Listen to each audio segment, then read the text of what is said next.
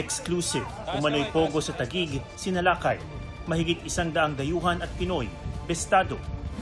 Baka mamyaw-meow-meow. Dahil sa di katanggap-tanggap na asal, Cavite 4th District Representative Kiko Barzaga, sinuspinde ng Kamara ng 60 araw. Dating Congressman Zaldico nasa Portugal ayon sa DILG. Lalaking naningil ng 150 pesos na utang, pinasabugan ng boga, patay. At simoy ng pag-ibig ngayong Pasko, Thea Tolentino, engaged na.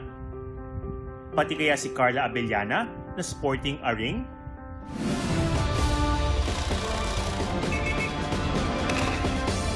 State of the Nation.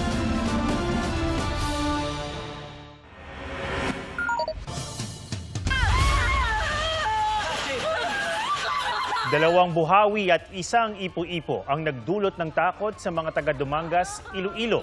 Sa Barangay Patlad, 3 bahay ang sinira ng buhawi. Nagtagal daw ito ng 10 minuto.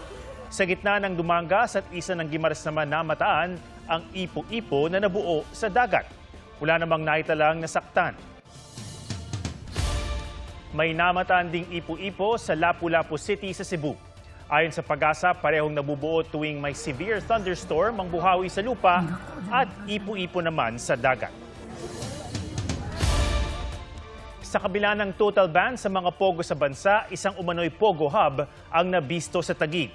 Mahigit 100 empleyadong dayuhan at mga Pilipino ang naaresto. Yan ang exclusive report ni Nico Wahe.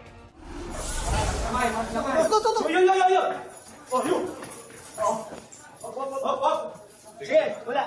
Relax lang ha. Relax.